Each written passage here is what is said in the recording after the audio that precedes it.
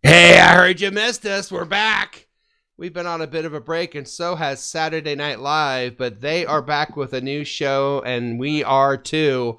We'll tell you what we thought of the new show and the new host on the 14th episode of Saturday Night Review, and that starts now!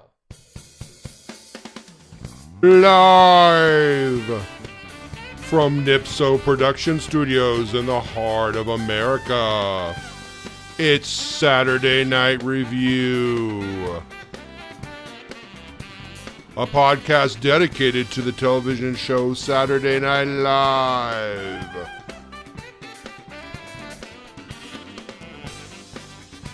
With your hosts, Joseph and Denis.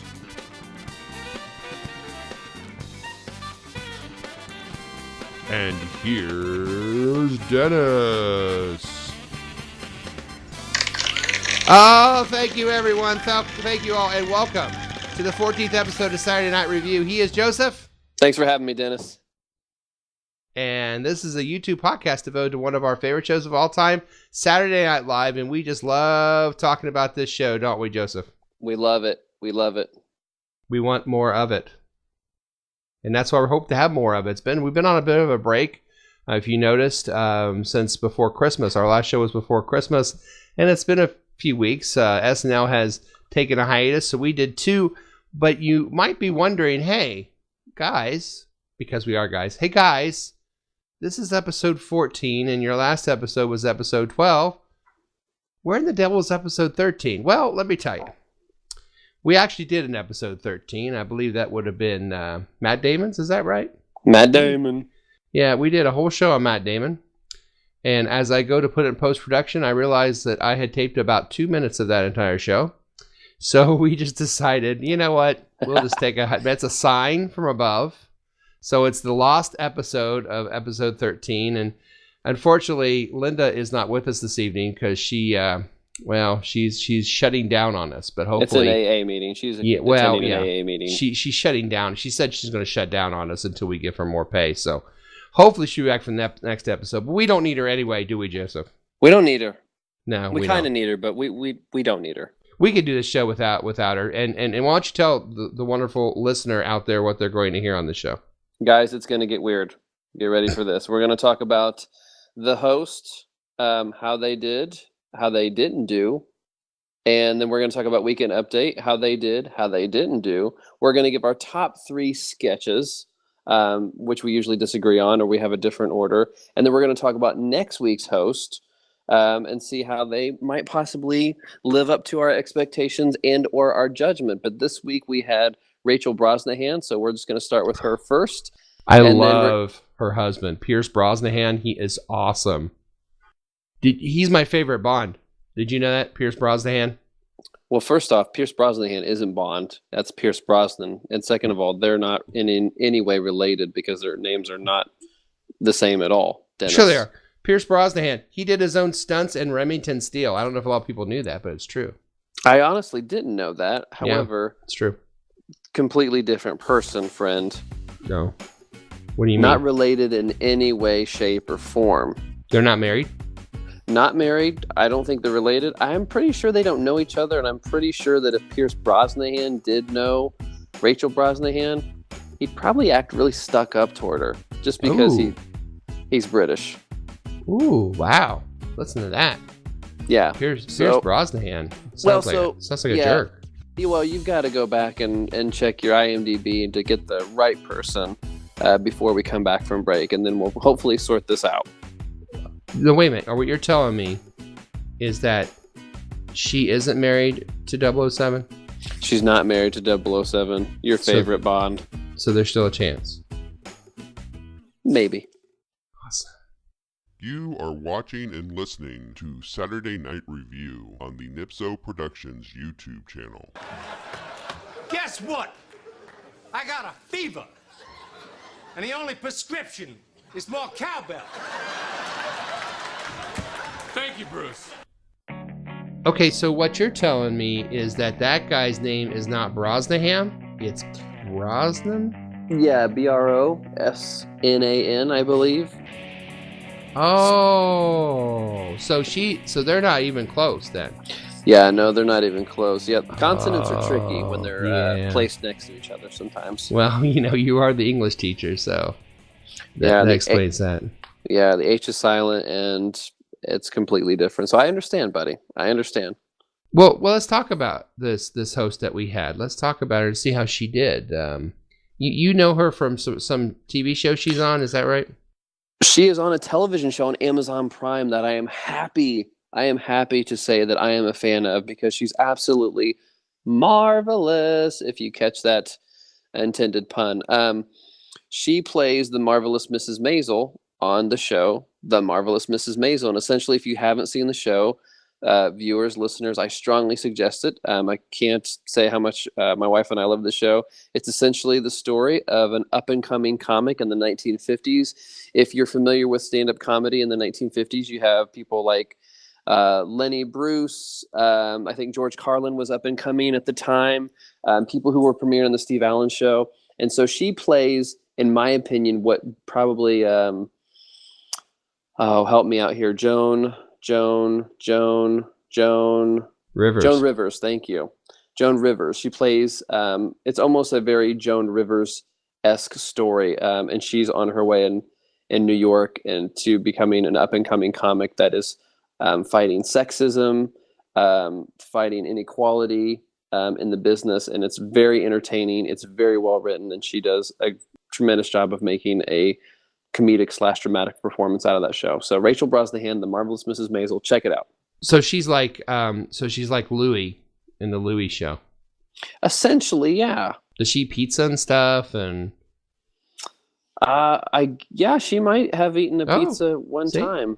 Wow, so he might want to get after her for copyright, but then I don't think he wants to get after any women right now, but we won't go into that. Oh. Yeah. I went there. Zing! Well, let's talk about her as a host there. What did you think about her hosting our Saturday Night Live show, Joseph? Well, here's the thing, man. I had such high expectations, and I'm almost nervous to hear what you think. This was one of those shows, and I don't know why. I think it was because sometimes when I watch the show, I might not necessarily be as familiar with some of their work when they host. So Jason, Mamma Mia, I've seen one movie with him in it, but I still enjoyed his hosting capabilities, and we raved about him. Hers, I was very familiar with, and I had such high expectations, and I felt that she met/exceeded them. And it was one of those shows where I watched a couple skits twice, showed them to my wife, said, "Hey, you got to see this." Now, they weren't necessarily because of Rachel Brosnahan. I think it's just by her being on the show and being a part of the SNL lore cast. I just got excited for her. So I thought she did a very good job, in my opinion. I thought she did fine too. I felt like she was a cast member. I think that's the ultimate, the ultimate compliment is you can say, hey, she was a cast member, and she was pretty much a cast member on the show. Right. To me, she didn't dazzle a lot, but she was fine. I thought she was fine. I didn't have any expectations because I honestly didn't know who she was. I don't get Amazon Prime because last time I did, I wound up ordering like 25 stereos and 15 CD books, and it just was a mess. So anyway, I'm not allowed to get near anything Amazon, but she did fine. I thought she did fine. I thought it was cute. She came out and said about being on Amazon Prime, that people picked me also chose these three things. That's a clever opening. I thought I'm not going, oh my God, I can't wait for her to host again. But if she does, I'm going to be quite okay with it. I'm going, oh yeah, she was pretty good. She's a cast member. I thought she did a good job of just blending in. So that's what I would say. Here's a question for you, and I don't know if you can recall enough to make this assessment. When you say that she did fine, so was she on par, or was she better, or was she worse than Claire Foy, who hosted, I believe it was at the beginning of December? She played in The Crown. And again, neither one of us were familiar with her. Yeah. And I thought that she did a fine job as well. Would you say that it's just as fine, or? No, I wouldn't. I think Claire did a nice, if I had to pick the two, if I had to rank them, I'd put Claire above her, but not by much. I mean, I'm nothing against her personally, nothing against Rachel. I'd like to see her host again. I felt like she was part of the crew. She blended in fine, but she was unspectacular, I guess. I mean, she was a good host. That was such a good adjective to use. She was fine, but she was unspectacular. She was unspectacular. She was just kind of part of the crew, and she did a great job with what they gave her. So I can't complain about that. But, I'm not saying, oh my God, what a great show because she was on it. I'm saying, she did a good job. Personally, she did fine. I mean, I don't know what to tell you. It's kind of there. It wasn't, oh my God, I hate this show. And it wasn't, oh my God, best show ever. So, like my hair, fine. Middle of the road. Yeah, middle of the road. Middle of the road. Also, how you part your hair, right? Well, sometimes, yeah, when I have enough to part it. So we've talked about her, and let's take a little break here, and we've talked about the host being fine. Let's see if Weekend Update was fine. We'll talk about the highlights and the lowlights of Weekend Update right after this short break.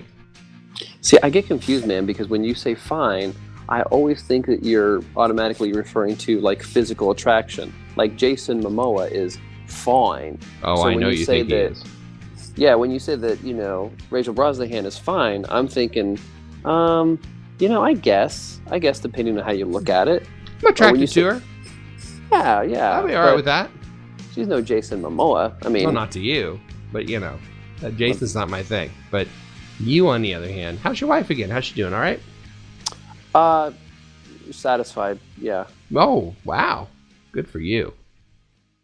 You are watching and listening to Saturday Night Review on the Nipso Productions YouTube channel. Well, isn't that special? And we are back, reviewers. Thanks for listening. Thanks for hanging out with us. We would love to know what you think about our podcast, as we always do. We would love to know comments. We'd love to know feedback. We'd love to know anything you think about us. So please, if you can, comment below the video pointing down right now, or you can email us at nipsoproductions@gmail.com. Okay, we would love to know what you think. But right now, Dennis, we need to find out what we think about the Weekend Update. Are you ready to give your thoughts, comments, judgments?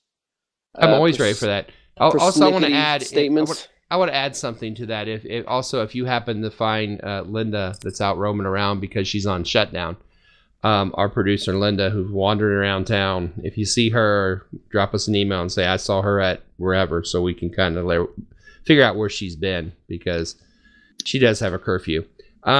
Okay, yes. What we think about the Weekend Update from this show? I thought it was pretty good.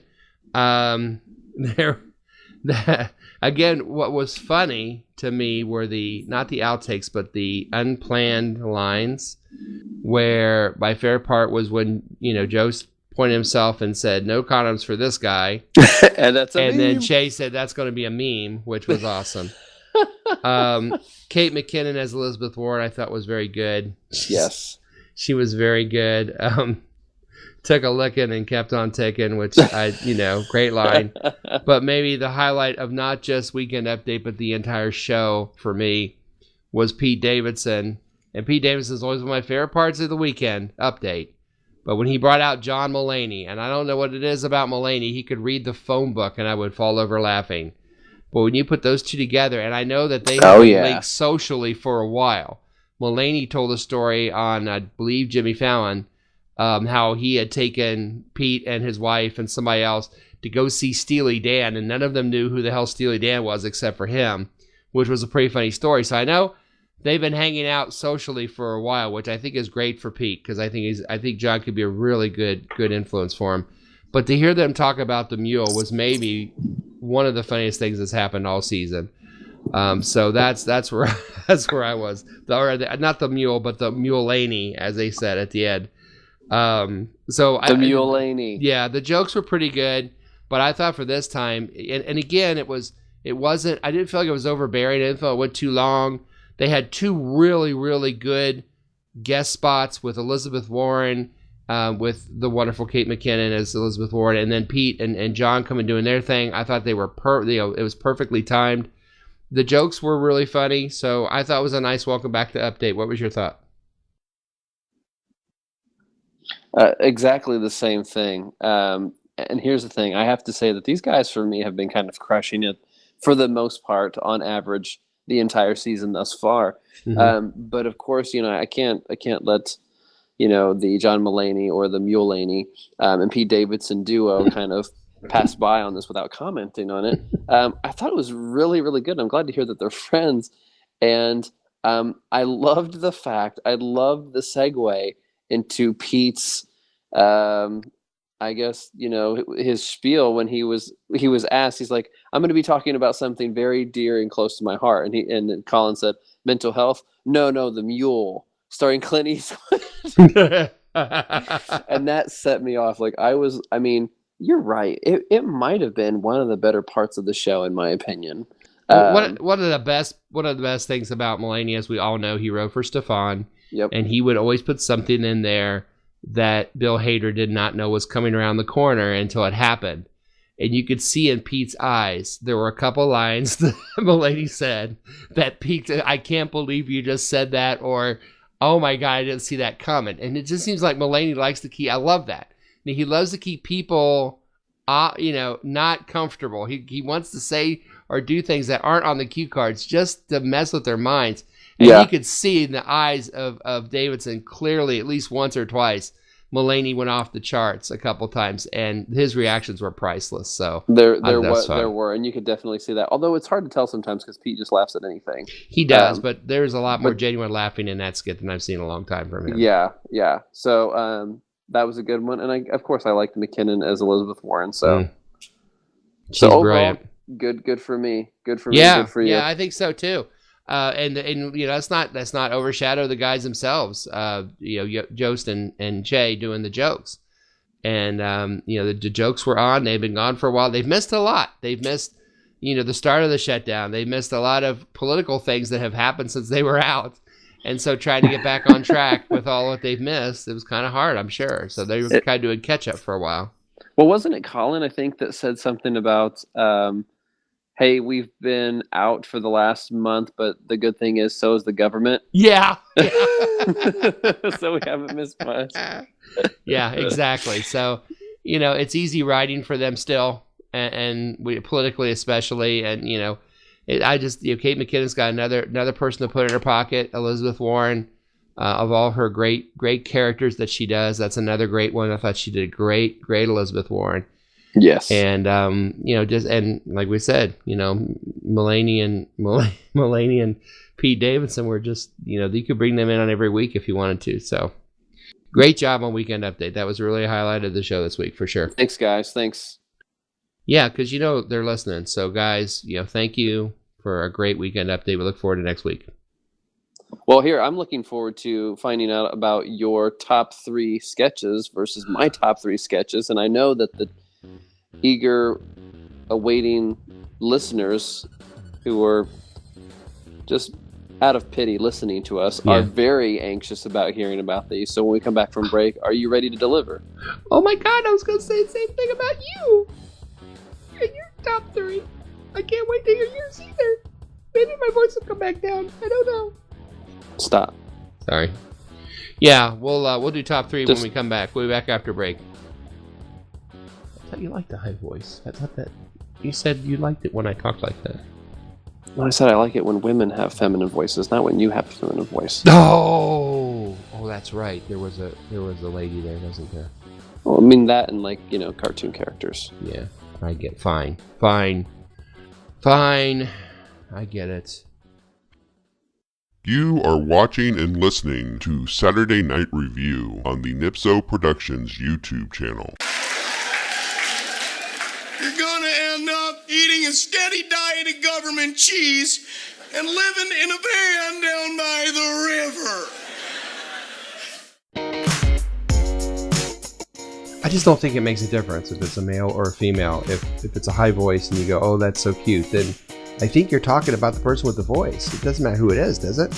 Yeah, it actually does make a difference. I said it doesn't make a difference if it's the cartoon character wearing the dress or not. They both turn me on equally, but no, the way they sound, definitely. Yeah, there's a difference there. Yeah, well, I bet if Aquaman had a high voice, you'd be all excited. That's all I'm saying. Aquaman doesn't need to have a voice, if you know what I mean. Anyway, we are back for our favorite part of the show, where we look at all the skits that were done over this last week's Saturday Night Live with our wonderful host, not Elizabeth Warren. I said host Elizabeth Warren. That'd be interesting. With our wonderful host Rachel Brosnahan, and she had they did a lot of skits. They only did one based on her show, which was happy for me because I didn't know her show. But they did a lot of skits, and we like to give our top 3 skits and compare them. And then we want to hear about your top 3. We want you to mail those to nipsoproductions@gmail.com or leave your list below this very video. But we'll start with Joseph. Joseph, what were in your opinion, the best 3 skits from last week's Saturday Night Live? Best 3 skits for me, Dennis. Here we are, starting with number 3. I'm not one.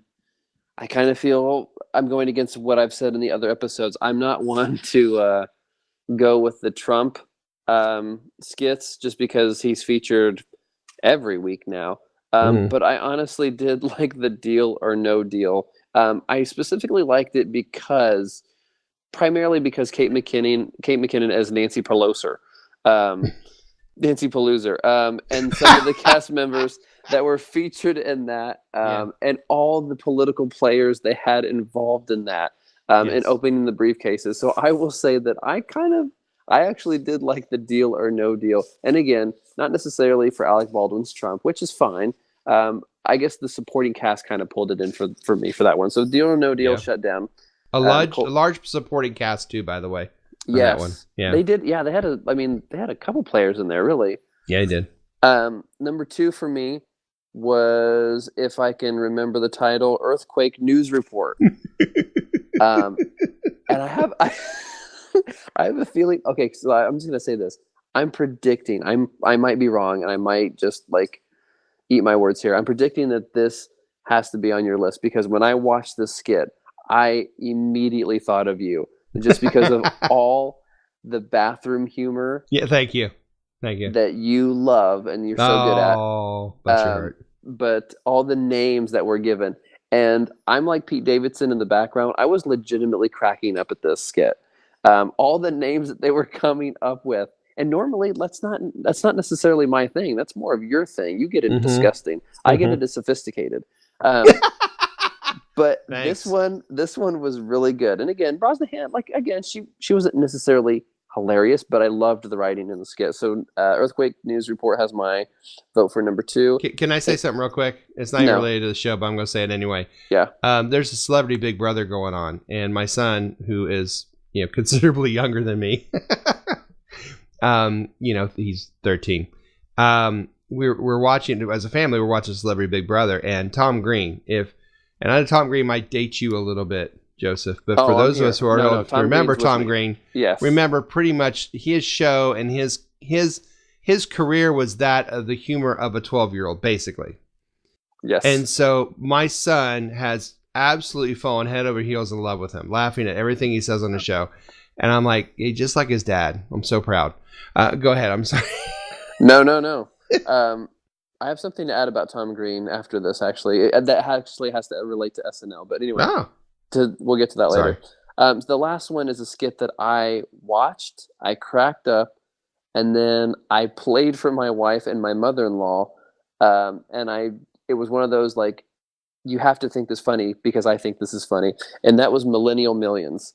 I felt the writing in Millennial Millions, and again, maybe having my mother-in-law with me, who actually is a baby boomer, I think the points that they were making and some of the things that they were addressing were spot on, and I like the fact that it was pointing to millennials as well as baby boomers, and I just thought it was very, very funny and very, very relevant. So those are my top 3. Now, cutaway. Yeah, hit your Tom Green story. I want to hear it. Well, here's my Tom Green story. I want to say that there's a Watch Mojo video or a list out there that you and I have looked at, or I've looked at, or will soon be revealed. And in it, they talk about people either who will never be back to host SNL or some of the worst hosts in SNL history. And I want to say that Tom Green was one of those that he will not be asked. He hosted once and he was a little too even eccentric for the cast, if I remember correctly. Agreed. He changed considerably. He's had that cancer he had even when he talked about it. He had that cancer, that testicular cancer when he was popular. Right. But he seems very much grounded now. He does seem funny, but he's a lot lower key than he was before. But he still has that sense of humor of a 12-year-old that we all love. But he'll never come back to host. He's on that list of never host again.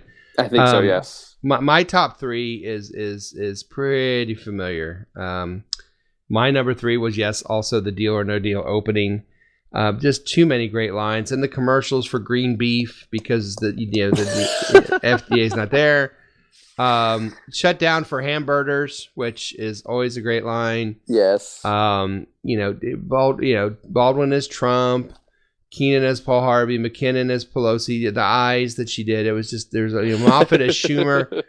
There were just too many to mention. They all did a great job, and then of course the Clemson ball player, which was played by Pete Davidson. Yes. So just a lot of good things on there. I gave it my number 3. I gave my number 2 also the earthquake skit.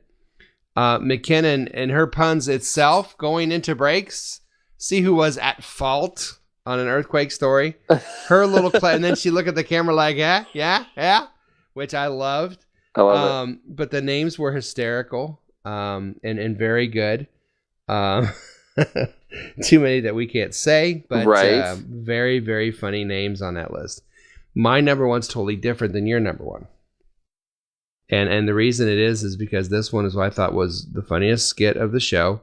It was where the obedient husbands in Tabitha with Leslie Jones played Tabitha, and how they had the video of the guys acting like dogs when they were found they weren't doing something they were supposed to do. Did you do that? And you see them look like at the ground or look around like dogs do. And there's all kinds of videos online of dogs acting this way. And so to me, it got funnier and funnier because the one time the one guy put his arm on the shoulder of the other one or whatever, I found that hysterical. I thought the whole idea of the obedient husband because they're dogs is absolutely brilliant. So I gave that my number 1. I thought that was my favorite skit of this week. So I have to comment on this skit because I like that skit a lot. The thing that sold me on it though was I felt that I would have loved to have seen more of the instance where Cecily Strong, where is this your second family? Is you have a second family? So I would have loved it if they would have caught the men doing things completely erroneous and like red flag, and they ended on that. And I would have liked to for her to find something else or an audience member. But I loved that one for me got a laugh. The second family got a laugh, and I almost wanted them to kind of take it up a notch, Yeah, that's a good point. There were a lot of good ones, and I also enjoyed the Millennial Millions. I thought that was good. I didn't know about the marvelous whatever, but the raunchiest Miss Rita, I thought was a nice takeoff of that, where Leslie Jones just started cussing like crazy, and they all thought it was funny because she was just yelling cuss words. The film Leave Me Alone. I thought that was humorous. Had the urn, which was also a great idea. It was really good. It was a good show. I mean, really, I thought overall it was a good show. There were a lot of good honorable mentions of things we didn't really talk about. The Kool-Aid Man, the Oh Yes, was clever. The Barbie interns they've done before, so I was a little down on that because they've done it before, and I'm like, okay, this is not funny the second time. And yet, that was probably, in my opinion, that was a skit that Rachel shined the most in, the host, Rachel Brosnahan. She shined, in my opinion, the most on that skit. Right. She really tried to save that skit herself, and really did. So, hats off to her for that. Wow. So pretty good show last week. It was decent. I liked it, and I'm looking forward to next week's. As am I. Which we will talk about. Let's do that. Right after this quick break, shall we? No. Please? Okay. Just a little longer. That's what she said. Or he said, if you're talking about Aquaman. Right, Joseph? Come on. You are watching and listening to Saturday Night Review on the Nipso Productions YouTube channel. Go to a store, buy a hat, and get ready to hold the onto it. We're not kidding. Golly gee, I hope you're enjoying our show because we enjoy talking about Saturday Night Live. We want to know if you enjoy talking about Saturday Night Live and what you thought were the best skits from last week's show with our friend Rachel Brosnahan. But before we do, well, we've done all that. Now we're looking forward to next week's show, and that's with James McAvoy. And James McAvoy is an interesting person because he's been on a lot of different shows and a lot of different movies. I know him personally from the movie It. If you've seen It, have you seen It, Joseph? I haven't seen it, but now I feel like I have to now. You have to see it. Or else I won't understand James. I want you to see It because it is a pretty decent movie, and he plays the abusive father of the girl in It. And I just found out about a week ago that they finished filming It Part 2. Ooh. And he is in It Part 2.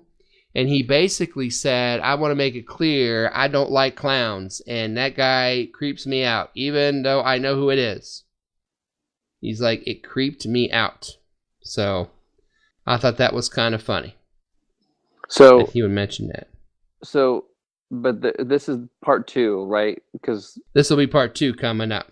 This will be Part 2, and he does not like clowns. He does not like clowns. Okay, so but does he like mutants because he plays Professor X? Ah, well now, see, I didn't know that. Does he play Professor X? What's that? Is that a dirty movie? Are you watching dirty movies? No, this is from the X-Men. Oh yeah, the X-rated men. Yeah, but there is an offshoot that I have heard of called the XXX Men and Women.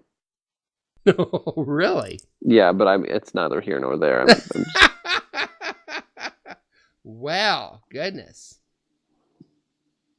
And there's like 17 of those, and I can't go into all the parts about whatever. So. But he's also doing the Glass character Split. Yes. So that's what he's also known for, which is probably why he got the job. I was gonna say, yeah, this is what he's promoting. I'm sure we're talking about everything but what the guy actually is promoting, and sad but true. He played in Wanted with Angelina Jolie in 2009, but I'm sure he's done stuff since then, right? He's done some things.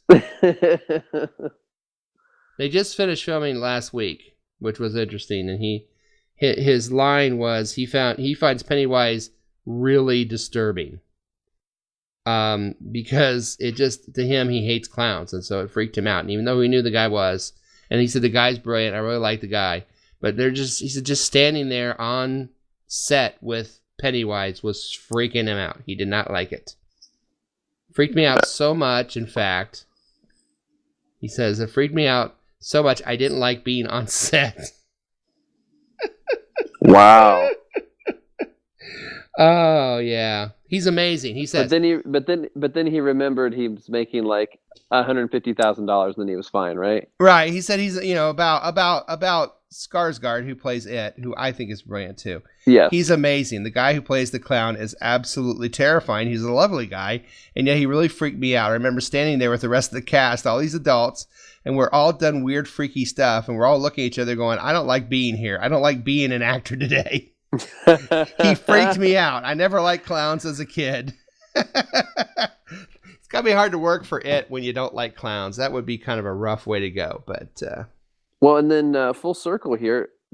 Correct me if I'm wrong. Doesn't SNL's Bill Hader also play in It? I don't think so. Now that I'm looking at it, James McAvoy is actually playing the older boy. That's what I thought. Bill. Yeah. See, I thought he was I guess he wasn't the dad. Maybe he wasn't. Yeah. No. So he plays the older Bill from It, the stuttering young man, the star kind of. I apologize. I thought he was the first one. I don't think he was. He looks like him, but I don't think he is. No, he definitely wasn't. And I think Bill Hader is going to star as Beep Beep Richie in Chapter 2. Oh, really? Yeah. Interesting. So Interesting. There you go. So anyway, but I'm sure we're talking about It too, which isn't even out yet, and I'm sure what he's going to talk about. And you talk about X-Men, but I'm sure what he's going to talk about on the show is Glass and Split and that part, Mr. Unbreakable stuff. So, which is what the new show, Mr. Unbreakable. Mr. That's Unbreakable. great. Isn't that what they love call it. Glass? The Glass guy, Mr. Unbreakable? Isn't that what they called him? They call him Mr. Glass, but the movie is Unbreakable. Yeah, okay. Yeah, something like that. Mr. That's the Glass best. Breakable, or so, I don't know. Yeah. You know, I don't know if I ever had a super. What would your superpower be, Joseph, if you had a superpower? I'd have the power to move you. that was really dark and kind of scary. Now I'm feeling a little bit like the clown thing. I'm a little scared right now. I'm not gonna lie. My power would be that every time I read a poem, it would just move you to the point of doing something just either positive, lovely, compassionate, or just downright weird. You know what I'd like? I'd like to do what Benicio del Toro can do. I'd like to be able to fart on command. Is that a thing he can do? Absolutely. Yes. I love that you know that. Yeah, because when they lined up for Usual Suspects, they were all standing there, and he can fart on, and he would not stop on purpose. Yes. And Kevin Spacey told a story of Benicio del Toro can fart whatever, just on command. He could just pass gas, and he would not stop for like 5 minutes. And I do remember that Bryan Singer used that. I mean, so when you see that scene in The Usual Suspect, that's candid. They're all laughing at him. Yes. Yeah. That's Raw. You're right.